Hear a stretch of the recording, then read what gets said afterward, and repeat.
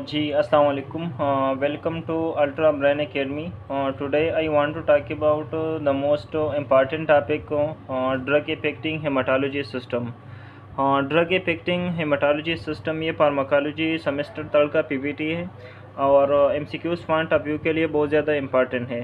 ठीक है, और जो स्टूडेंट व्हाट्सएप के ग्रुप में नहीं है तो मैं व्हाट्सएप के ग्रुप का लिंक और व्हाट्सएप का नंबर में डिस्क्रिप्शन में लिखता हूँ, फिर वहीं से आप लोग को व्हाट्सएप का ग्रुप ज्वाइन करें। ठीक है, तो आज की वीडियो का इंडेक्स ये है कि आज मैं एक्सप्लेन करता हूँ कि हेमाटोलॉजी सिस्टम के अंदर जितने भी ड्रग है उसका क्लासिफिकेशन के बारे में बात करेंगे। ठीक है, इसका मैकेनिज़्म ऑफ एक्शन। ठीक है, तो आप सबको पता है कि हेमाटोलॉजी सिस्टम के अंदर हम किसके बारे में स्टडी करेंगे। तो हेमाटोलॉजी सिस्टम के अंदर हम ब्लड के बारे में स्टडी करेंगे। तो ब्लड हमारे पास इनका दो हिस्से हैं ब्लड की। एक हमारे पास प्लाज्मा है, प्लाज्मा ज़्यादा होता है, प्लाज्मा 55% प्लाज्मा है। इसमें हमारे पास प्रोटीन है, हमारे पास एंजाइम है, क्लॉटिंग फैक्टर है। ठीक है, एंजाइम ये सारे हमारे पास किस में आते हैं, ये प्लाज्मा में आता है। और जो ब्लड सील है इसमें 3 कंपोनेंट होता है। एक हमारे पास आरबीसी है, डब्ल्यूबीसी है, और तीसरा हमारे पास क्या है, प्लेटलेट्स है। और ब्लड सील का कंपोनेंट्स हमारे पास 45%, इससे हमारे पास किसका है, हाँ ये ब्लड का है। ठीक है, और हेमाटोलॉजी सिस्टम हमारी बॉडी में बहुत ज़्यादा इंपॉर्टेंट रोल, इंपॉर्टेंट फंक्शन अदा करता है। एक ट्रांसपोर्टिंग का काम करता है।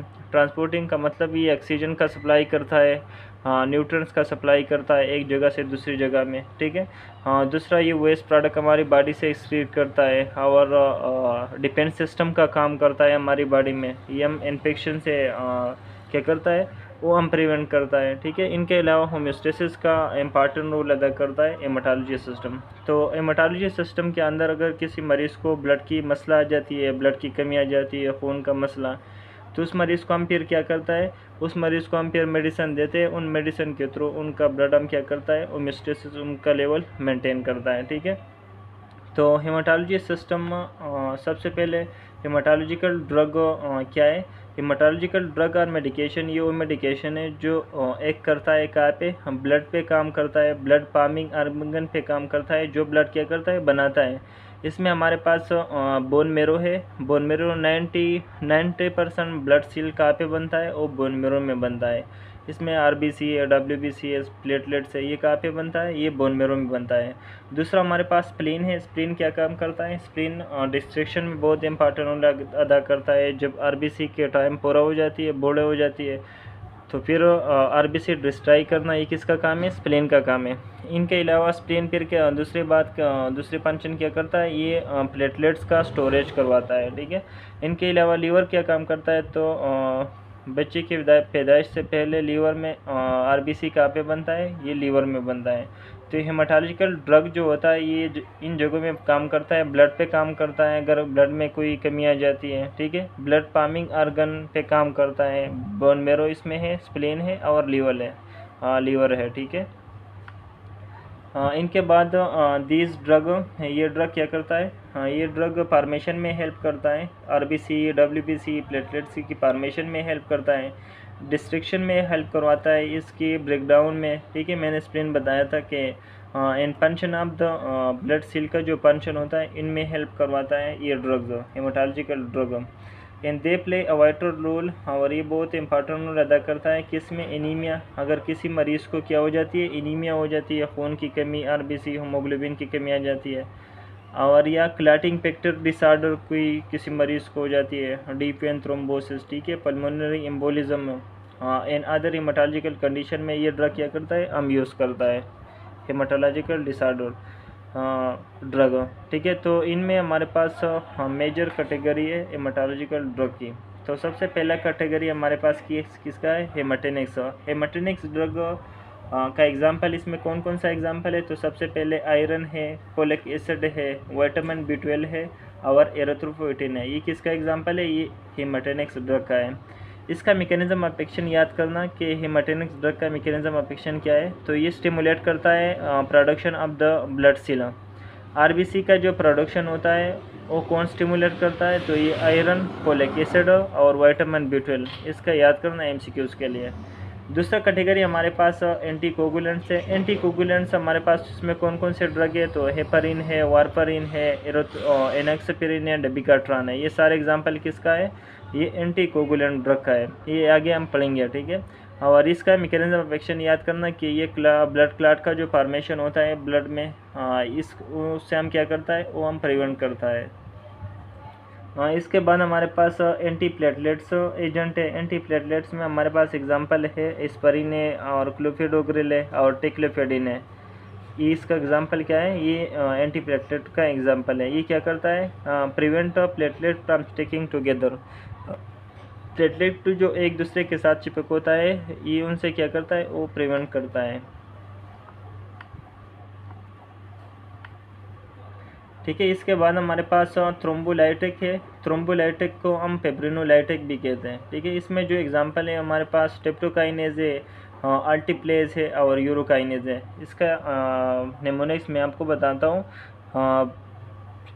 थ्रोम्बोलाइटिक ड्रग का। ये सूरत से आप सारे ड्रग का नाम याद कर सकते हैं। इसका मतलब स्ट्रेप्टोकाइनेज है, यू का मतलब यूरोकाइनेज है, आर का मतलब रेटिप्लेज है, ए का मतलब एल्टीप्लेज है, ठीक है। तो ये सूरत नाम से आप सारे हेमाटोनिक्स ड्रग का नाम याद कर सकते हैं। ये क्या करता है, इसका मैकेनिज्म ऑफ एक्शन ये कि जब किसी ब्लड में क्लॉट बन जाती है तो उस टाइम पे हम क्या देते हैं मरीज़ को, इमरजेंसी टाइम पे थ्रोम्बोलाइटिक ड्रग देते हैं। ये क्या करता है, वो क्लॉट क्या करता है, वो डिज़ोल्व करता है। इसके बाद हेमाटोनिक्स ड्रग है, हीमोस्टेटिक एजेंट है। हीमोस्टेटिक एजेंट में हमारे पास विटामिन के आती है, डेस्मोप्रेसिन है और अमाइनो कैप्रोइक एसिड है। इसका एग्जांपल है, किसका एग्जांपल है, ये हेमोस्टेटिक एजेंट है। ये कौन सी टाइम पे हम यूज़ करता है, तो अगर किसी मरीज़ को ब्लीडिंग हो रहा है तो उस टाइम पे हम क्या देते हैं मरीज़ को, अमाइनो कैप्रोइक एसिड देते हैं। ये क्या करता है, क्लॉटिंग फैक्टर जो होता है वो क्या करता है, उनका मैकेनिज्म प्रमोट करता है, तो इसकी वजह से ब्लड क्या हो जाती है और रुक जाती है, ठीक है। इसके बाद हमारे पास हेमोपोइटिक ग्रोथ फैक्टर है। हेमोपोइटिक ग्रोथ फैक्टर में एग्जांपल हमारे पास क्या है, एरिथ्रोपोइटिन है, फिलग्रास्टिम है और सारग्रामोस्टिम है। इसका मैकेनिज्म ऑफ एक्शन क्या करता है, ये स्टिमुलेट करता है बोन मेरो और इस वजह से फिर क्या होता है, प्रोड्यूस होता है आरबीसी, डब्ल्यूबीसी और प्लेटलेट्स का क्या करता है, प्रोडक्शन करवाता है, ठीक है। इसके बाद हमारे पास सबसे पहले क्या है, हेमाटेनिक्स है। हेमाटेनिक्स हमारे पास वो सब स्टान है जो प्रमोट करता है formation of the blood component. Blood component का फॉर्मेशन क्या करता है, वो प्रमोट करता है, ठीक है। Particularly haemoglobin in red blood cell. इसमें क्या होता है, इसमें होमोग्लोबिन होता है और आरबीसी, ये आरबीसी के अंदर होता है होमोग्लोबिन, ठीक है। They are use in the prevention of and treatment of anaemia. ये हम कौन सी कंडीशन में देते हैं, अगर किसी मरीज़ को एनीमिया हो जाती है। एनीमिया क्या है, एनीमिया आरबीसी और होमोग्लोबिन की कमी को हम एनीमिया कहते हैं, ठीक है। तो उस टाइम पे हम हेमाटेनिक्स ड्रग देते हैं मरीज़ को। काज बाई डिफिशेंसी, किस वजह से काज होती है एनीमिया, तो ये डिफिशेंसी एनीमिया एसेंशियल न्यूट्रिएंट्स की वजह से, जैसे कि हमारे पास आयरन है, फोलिक एसिड है या विटामिन B12 है। ये चीज़ें आरबीसी की प्रोडक्शन में बहुत ज़्यादा इम्पॉर्टेंट रोल अदा करता है, आयरन, फोलिक एसिड और विटामिन B12, ठीक है। इसके आगे हम पढ़ेंगे। तो सबसे पहले मैकेनिज्म ऑफ एक्शन आयरन का क्या है, तो आयरन जो होता है हमारे पास एक इम्पॉर्टेंट कंपोनेंट है, किसकी, होमोग्लोबिन की।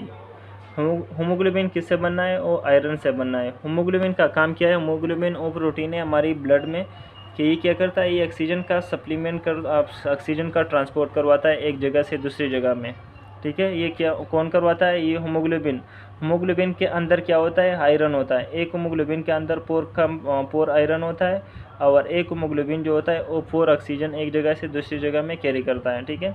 It help in the synthesis of haemoglobin. ये क्या करता है, ये होमोग्लोबिन के सिंथेसिस में बहुत ज़्यादा इंपॉर्टेंट रोल अदा करता है। और दूसरा मायोग्लोबिन, होमोग्लोबिन ब्लड में होता है, मायोग्लोबिन मसल में होता है। ये क्या करता है, मसल में ऑक्सीजन ट्रांसपोर्ट और ऑक्सीजन का स्टोरेज कौन करवाता है, वो मायोग्लोबिन करवाता है, ठीक है।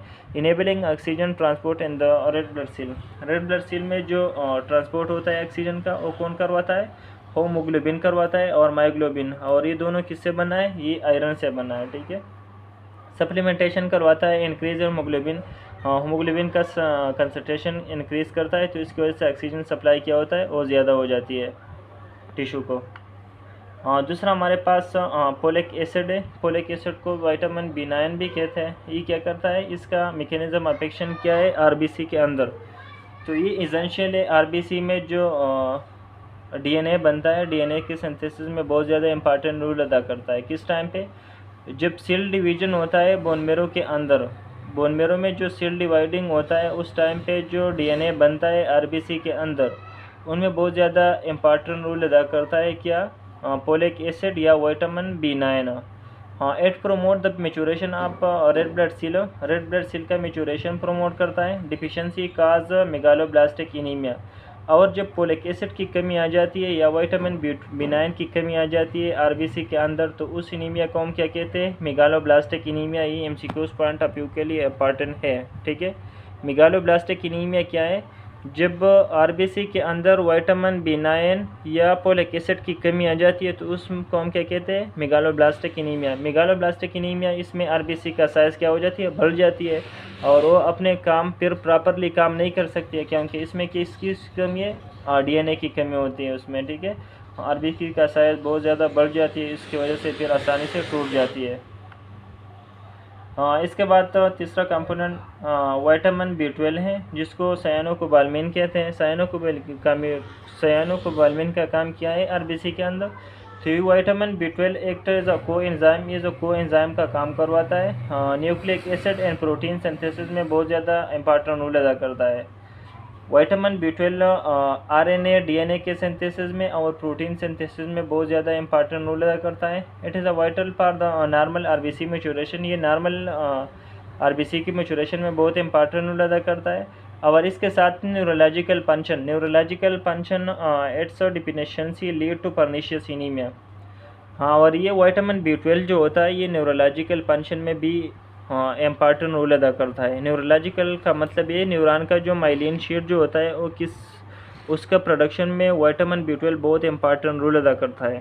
ज़्यादा बुजुर्ग लोगों में जो पाँव सुन होता है और पाँव में ज़्यादातर जो जलन वगैरह होती है वो विटामिन B12 की वजह से। तो विटामिन B12 क्या करता है, न्यूरॉन का जो माइलिन शीट होता है उनके प्रोडक्शन में इम्पॉर्टेंट रोल अदा करता है, ठीक है। इनके अलावा जब विटामिन B12 की कमी आ जाती है तो उस एनीमिया को हम क्या कहते हैं, पर्निशियस एनीमिया। ये एमसीक्यूज पॉइंट ऑफ व्यू के लिए याद करना है। पर्निशियस एनीमिया क्या है, विटामिन B12 की कमी आ जाती है तो उस एनीमिया को हम पर्निशियस एनीमिया कहते हैं। और दूसरी बात, आयरन और विटामिन B12 उन दोनों का एब्जॉर्प्शन कहाँ पे होती है, ये एमसीक्यूज पॉइंट ऑफ व्यू के लिए याद करना। आयरन और विटामिन B12 इन दोनों का एब्जॉर्प्शन स्मॉल इंटेस्टाइन में होता है। विटामिन B12 का एब्जॉर्प्शन कैसा होता है, तो विटामिन B12 का एब्जॉर्प्शन जो होता है, हाँ, जब हम खाना खाते हैं और इससे हमको विटामिन B12 मिलता है तो हमारे स्टमक एक फैक्टर रिलीज़ करता है जिसको इंट्रिंसिक फैक्टर कहते हैं। इंट्रिंसिक फैक्टर जो होता है वो जब स्टमक रिलीज़ करता है तो वो कंबाइन हो जाते हैं विटामिन B12 के साथ, क्या हो जाती है, कंबाइन हो जाती है और फिर कैरी होता है स्मॉल इंटेस्टाइन में। स्मॉल इंटेस्टाइन में जो इलियम पार्ट होता है वहाँ पे विटामिन B12 का क्या होता है, एब्जॉर्प्शन होता है। जब stomach properly intrinsic factor release नहीं करता है या बिल्कुल रिलीज़ नहीं करता है तो इसकी वजह से विटामिन B12 का एब्जॉर्प्शन फिर नहीं होता है। और जब विटामिन B12 का एब्जॉर्प्शन नहीं होता है तो इस मरीज़ को फिर कौन सी एनीमिया हो जाती है, उस मरीज़ को पर्निशियस एनीमिया हो जाती है, ठीक है। हाँ, इसके बाद एरिथ्रोपोइटिन है। एरिथ्रोपोइटिन क्या है, एरिथ्रोपोइटिन जो होता है एक हार्मोन है जो प्रोड्यूस करता है किडनी। ये एमसीक्यूज के लिए याद करना। एरिथ्रोपोइटिन कौन रिलीज़ करता है, ये एक हार्मोन है जो किडनी रिलीज़ करता है। किस टाइम पे, जब आरबीसी की कमी आ जाती है तो किडनी हार्मोन रिलीज़ करता है एरिथ्रोपोइटिन। ये क्या करता है, ये बोन मेरो क्या करता है, वो स्टिमुलेट करता है। जब बोन मेरो स्टिमुलेट हो जाती है तो इसकी वजह से आरबीसी का प्रोडक्शन है वो फिर क्या करता है, वो इंक्रीज़ करता है। जब हम सिंथेटिकली देते हैं मरीज़ को इंजेक्टेबल फार्म में एरिथ्रोपोइटिन, तो ये कौन सी फार्म में यूज़ होता है, जब किसी मरीज़ को एनीमिया हो जाती है, ठीक है, हाँ, या क्रानिक किडनी डिजीज़ किसी मरीज़ को हो जाती है। क्रानिक किडनी डिजीज़ में एरिथ्रोपोइटिन रिलीज़ नहीं होते तो उसके बाद हम एरिथ्रोपोइटिन इंजेक्टेबल फार्म में देते हैं मरीज़ को, ठीक है। और तीसरा हम केमोथेरापी में देते हैं। ये एमसीक्यूज़ के लिए याद करना। एरिथ्रोपोइटिन हम एनीमिया कंडीशन में, क्रानिक किडनी डिजीज़ में और कीमोथेरापी वाली मरीज़ों को, कीमोथेरापी मरीज़ जब कीमोथेरापी ड्रग यूज़ करता है, एंटी कैंसर ड्रग, तो इसकी वजह से आरबीसी मैंने बताया था कीमोथेरापी ड्रग जो काम करता है वो सिर्फ कैंसर सेल पे काम नहीं करता है, हमारी बॉडी में जितने भी जो रैपिडली सेल डिवाइडिंग होता है वहाँ पे वो क्या करता है, वो एपेक करता है, वो किल करता है। तो आरबीसी का जो मेचुरेशन होता है उसका पॉपुलेशन बहुत ज़्यादा रैपिडली डिवाइडिंग होता है बोन मैरो के अंदर, तो क्या करता है, वो किल करता है। तो कीमोथेरापी वाली मरीज़ों को क्या देते हैं, इंजेक्टेबल फॉर्म में एरिथ्रोपोइटिन। ठीक है। हाँ, इसके बाद हमारे पास इंडिकेशन के बारे में। इंडिकेशन क्या है, वो कौन सी पाम में हम क्या करता है, मटेनेक्स ड्रग देते हैं। तो सबसे पहले हम आयरन कौन सी कंडीशन में हम देते हैं मरीज़ को, जब किसी मरीज़ को आयरन डिफिशिएंसी हो जाती है, एनीमिया हो जाती है। आयरन डिफिशिएंसी मैंने बताया था कि हेमाटेनिक्स ड्रग से पहले हम जब किसी मरीज़ को हेमाटेनिक्स ड्रग देते हैं तो उनसे पहले हम मरीज़ का सीबीसी करवाता है।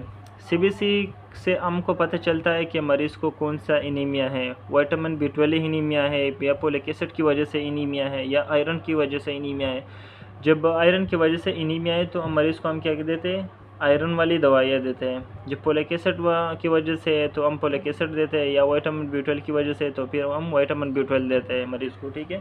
तो आयरन डिफिशिएंसी एनीमिया में आयरन देते हैं मरीज़ को। ब्लड लॉस में मेंस्ट्रुएशन, जो फीमेल का जो मेंसेस होता है उस टाइम पे बहुत ज़्यादा ब्लड लॉसिंग होता है, तो उस टाइम पे हम आयरन देते हैं। या सर्जरी या हेमरेज हो जाती है, ब्लड लॉस हो जाती है उस दौरान, तो हम क्या देते हैं मरीज़ को, आयरन देते हैं। ठीक है। और प्रेगनेंसी और लैक्टेशन में बहुत ज़्यादा इम्पॉर्टेंट है आयरन। हाँ, इनके अलावा डाइटरी डिफिशिएंसी किसी को हो जाती है, स्पेशली वेजिटेरियन ज़्यादा लोग यूज़ करता है। आफ्टर गैस्ट्रिक सर्जरी कोई करवाता है तो उस टाइम पे देते हैं। गैस्ट्रिक सर्जरी के बाद, क्योंकि गैस्ट्रिक सर्जरी के बाद इंट्रिंसिक फैक्टर रिलीज़ नहीं होते, तो इसकी वजह से एनीमिया हो जाती है मरीज़ को। या माल एब्जॉर्प्शन, एरिथ्रोपोइटिन ज़्यादा उसके एब्जॉर्प्शन सही तरह से नहीं होता है। Pregnancy to prevent neural tube के लिए देते हैं आयरन। ठीक है। माल एब्जॉर्प्शन सिंड्रोम जैसे कि सेलेक्ट डिजीज़ में होता है, और ज़िलोवार्डिन डिजीज़ में क्या होता है, एनीमिया हो जाती है। क्रॉनिक अल्कोहलिज्म, इस कंडीशन में ये होता है कि इसमें विटामिन B12 और आयरन का एब्जॉर्प्शन नहीं होता है। जब इनका एब्जॉर्प्शन नहीं होता तो मरीज़ को क्या होता है, एनीमिया होता है। ठीक है। और फोलिक एसिड कौन सी कंडीशन में हम देते हैं मरीज़ को, जब किसी मरीज़ को मेगालोब्लास्टिक एनीमिया हो जाती है। मेगालोब्लास्टिक मैंने बताया था कि फोलिक एसिड विटामिन B12 की कमी आ जाती है, तो उस बीमारी को हम उन एनीमिया को हम मेगालोब्लास्टिक कहते हैं। मेगालोब्लास्टिक में आरबीसी का साइज़ क्या हो जाती है, बढ़ जाती है। किस वजह से, हाँ, फोलिक एसिड की वजह से। ठीक है। हाँ, दूसरा विटामिन B12 कौन सी मरीज़ों को देते हैं, तो विटामिन B12 परनीशियस एनीमिया में देते हैं। परनीशियस एनीमिया क्या है, विटामिन B12 की कमी आ जाती है, तो उस एनीमिया को हम विटामिन परनीशियस एनीमिया कहते हैं। ठीक है। हाँ, इसके बाद हमारे पास ड्रग कंट्राइंडिकेशन, कौन सी पाम में कौन सी कंडीशन में हम ये ड्रग नहीं देते हैं मरीज़ को। तो सबसे पहले आयरन कौन सी कंडीशन में नहीं देते, जब हीमोक्रोमेटोसिस आयरन का ज़्यादा हो जाना हमारी बॉडी में। जब ऑलरेडी आयरन ज़्यादा है तो उस कंडीशन में हम नहीं देता है मरीज़ को। इनके अलावा हेमोलाइटिक एनीमिया में, हेमोलाइटिक में क्या होता है, not due to the iron deficiency. ठीक है। पेप्टिक अल्सर कंडीशन में हाइपर सेंसिटिविटी अगर किसी मरीज़ को है आयरन की वजह से, तो उन मरीज़ को हम ये ड्रग आयरन नहीं देता है। फोलिक एसिड कौन सी कंडीशन में हम नहीं देते, तो अनडायग्नोस एनीमिया, जब हमने पहले से एनीमिया डायग्नोस नहीं किया है कि डायग्नोस किसकी वजह से एनीमिया है मरीज़ को, फोलिक एसिड की वजह से या आयरन की वजह से या विटामिन B12 की वजह से, तो उस मरीज़ को हम नहीं देते हैं। ठीक है। सबसे पहले हम डायग्नोस करता है, डायग्नोस के बाद हम फोलिक एसिड देते हैं मरीज़ को। मास विटामिन B12 डिफिशिएंसी या हाइपर सेंसिटिविटी अगर किसी मरीज़ को फोलिक एसिड की वजह से है, तो उस मरीज़ को हम नहीं देते हैं। इनके अलावा विटामिन B12 कौन सी कंडीशन में, तो लेबर डिजीज़ में। ये MCQs पॉइंट ऑफ व्यू के लिए याद करना कि लेबर विटामिन B12 का कंट्राइंडिकेशन क्या है, लेबर डिजीज़ है। इसमें ऑप्टिक नर्व की क्या हो जाती है, एट्रोफी हो जाती है। ये क्या है, हेरेडिटरी डिजीज़ है। हाइपर सेंसिटिविटी, या किसी मरीज़ को हाइपर सेंसिटिविटी है कोबालमिन की वजह से, विटामिन B12 की वजह से, तो उन मरीज़ को हम क्या देते हैं, नहीं देते हैं मरीज़ को।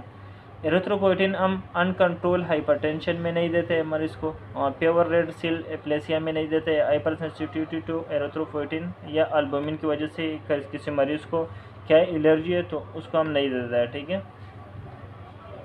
हाँ, इसके बाद नर्सिंग, एज ए नर्सेज आप लोगों का काम क्या है, तो चिक बेस लाइन होमोग्लोबिन चेक करता है, हेमाटोक्रेट चेक करता है। हाँ, ये भी क्या है, सीबीसी के अंदर है, रिपोर्ट के अंदर है। आरबीसी काउंट चेक करता है बिफोर स्टार्टिंग थेरापी से, ठीक है।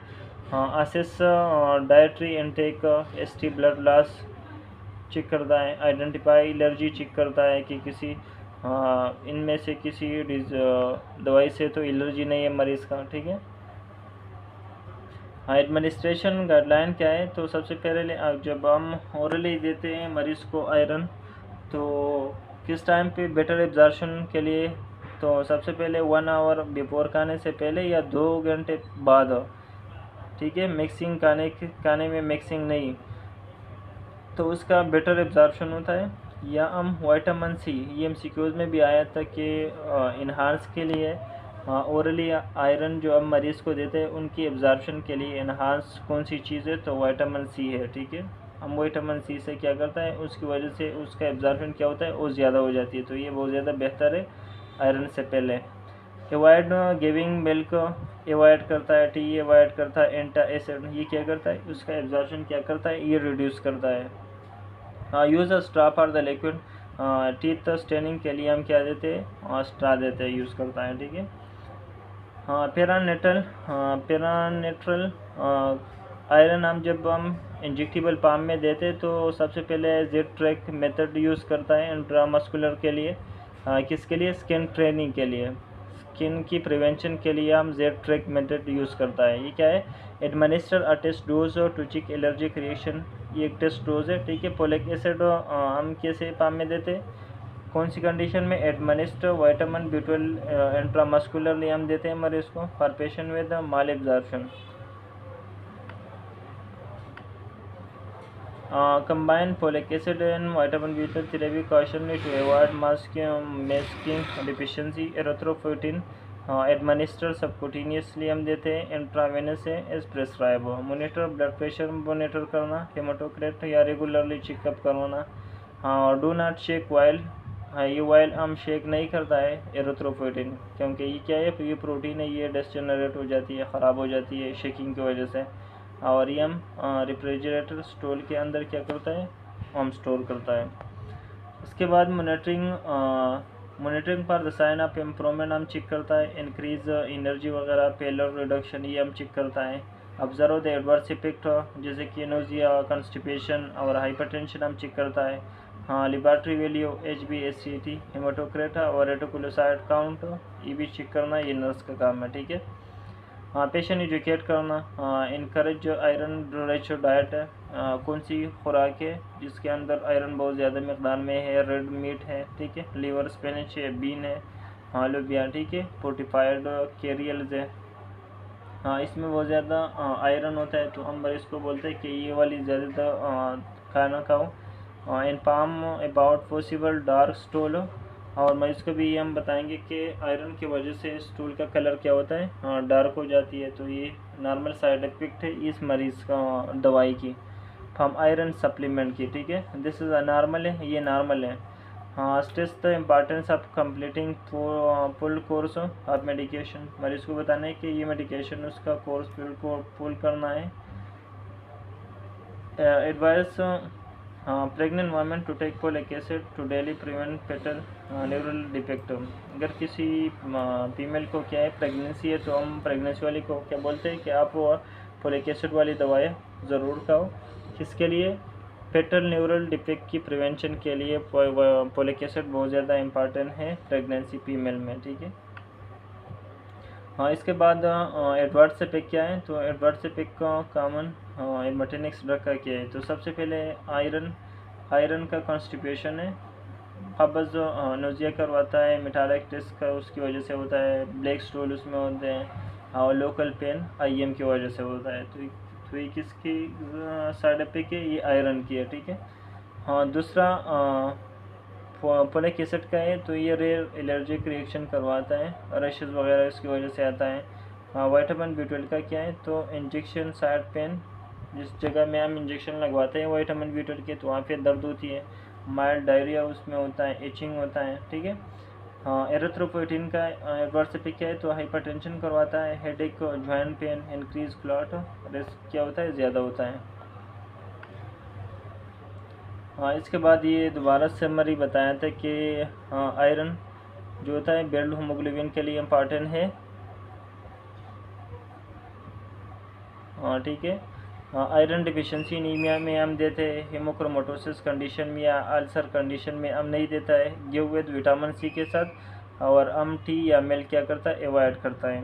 दूसरा फोलिक एसिड बताया था, फोलिक एसिड डीएनए सिंथेसिस में इम्पॉर्टेंट रोल अदा करता है मेगालोब्लास्टिक एनीमिया में, और प्रेगनेंसी में हम यूज़ करता है। हाँ, विटामिन B12 डिफिशिएंसी में हम नहीं देता है मरीज़ को B12 फोलिक एसिड, ठीक है। इनकरेज फोलेट रिच डाइट हम मरीज़ को बताएंगे। हाँ, विटामिन B12 आरबीसी मैच्योरेशन के लिए इम्पॉर्टेंट है। हाँ, ये परनीशियस एनीमिया में यूज़ हम करता है, लेबर डिजीज़ में हम यूज़ नहीं करता है, लेबर डिजीज़ में ये कंट्राइंडिकेटेड है, ठीक है। जब अपटेक नर्व को एट्रोफी हो जाती है, गिव IM एब्जॉर्प्शन हम मरीज़ को देते हैं, ठीक है। हाँ, एरिथ्रोपोइटिन स्टिमुलेट करता है बोन मेरो। हाँ, और रेनल या कीमो इंड्यूस एनीमिया में हम नहीं देता है। इस कंडीशन में हम देते हैं रेनल या कीमो इंड्यूस एनीमिया। हाइपरटेंशन में हम नहीं देते अगर किसी मरीज़ को हाइपरटेंशन है, क्या है, कंट्राइंडिकेटेड है। इसमें हम मॉनिटर करता है HB और BP हम क्या करता है, ये हम रेगुलरली चेक करता है। इसके बाद दोबारा क्वाइज लिखा है कि haematinics are drug that increase the production of haematinics drug जो होता है ये क्या करता है, RBC ब्लड सेल का क्या करता है, उसका प्रोडक्शन क्या करता है, ये इंक्रीज करता है। Iron, folic acid, vitamin B12 और कॉमन एग्जांपल हेमाटेनिक्स एजेंट। हाँ, हेमाटेनिक्स एजेंट का कॉमन एग्जांपल क्या है, आयरन है, फोलिक एसिड है और विटामिन B12 है, ठीक है। Haematinics are use to treat infection. Haematinics हम इन्फेक्शन के लिए यूज़ नहीं करता है, तो ये क्या है, पाल्स है। ये MCQs के लिए याद करना। क्वाइज लिखा है आप लोगों को, ठीक है। Oral iron should be given with the milk to enhance absorption. It should be take water और जूस मिल्क और रिड्यूस एब्जॉर्प्शन। इसकी वजह से अगर हम मरीज़ को ओरली आयरन देते हैं मिल्क के साथ या वाटर के साथ, जूस के साथ, तो इसकी वजह से उसका एब्जॉर्प्शन क्या होता है, और रिड्यूस होता है। Vitamin C enhances the absorption of oral iron supplement. हाँ, विटामिन C बहुत ज़्यादा इंपॉर्टेंट है किसके लिए, जब हम आयरन सप्लीमेंट देते हैं मरीज़ को तो इसका एब्जॉर्प्शन क्या करता है, वो एब्जॉर्ब करता है, ज़्यादा इन्हांस करता है, ठीक है। Parenteral iron given with patient can not tolerate absorb oral iron. Z track method हम यूज़ करता है, नॉट नेसेसरी आयरन इंजेक्शन, तो ये रॉन्ग है, ठीक है। जेट ट्रिक मेथड हम यूज़ करता है जब हम किसी मरीज़ को इंट्रामस्कुलर इंजेक्शन लगाते हैं तो उसको हम जेट ट्रिक देता है, ठीक है। हाँ, folic acid essential to DNA synthesis. Folic acid क्या है, ये DNA सिंथेसिस में DNA सिंथेसिस के लिए इसेंशियल है। हाँ, रेड ब्लड सेल की मैच्योरेशन में, ठीक है। Vitamin B12 deficiency cause microcytic anaemia. Vitamin B12 की वजह से जो एनीमिया आता है वो क्या करता है, ये माइक्रोसाइटिक एनीमिया करवाता है, तो ये रॉन्ग है, ठीक है। Iron supplementation should be given in the patient with haemochromatosis. Iron supplementation should be given to patient with haemochromatosis, तो ये हीमोक्रोमेटोसिस कंडीशन में हम नहीं देता है, ये कंट्राइंडिकेटेड है। इसमें ऑलरेडी ब्लड में, बॉडी में आयरन की ज़्यादा हो जाती है हीमोक्रोमेटोसिस कंडीशन में, तो उस कंडीशन में हम आयरन नहीं देता है। कंस्टिपेशन इन ब्लैक स्टूल और common side effect of iron therapy. Iron therapy का कॉमन साइड इफेक्ट जो होता है वो कंस्टिपेशन है और ब्लैक स्टूल है, ठीक है। Haematinics can be safely, haematinics जो है safely administered without doctor prescription, ये भी गलत है। Folic acid should be given pregnant women to prevent neural tube defect होती है, सही है, ठीक है। Vitamin B12 is given orally and patient with pernicious anaemia. Vitamin B12 हम किस में पाम में देते, तो ओरली पाम में देते हैं अगर किसी मरीज़ को परनीशियस एनीमिया है। परनीशियस एनीमिया विटामिन B12 की कमी जब होता है तो उसको हम परनीशियस एनीमिया कहते हैं। Iron absorption is best in empty stomach, ठीक है। तो ये हमारे पास ख़त्म हो गया हेमाटेनिक्स ड्रग। दूसरी पार्ट में हम एंटी कोगुलेंट और एंटी प्लेटलेट्स पढ़ेंगे, ठीक है। तो थैंक यू सो मच।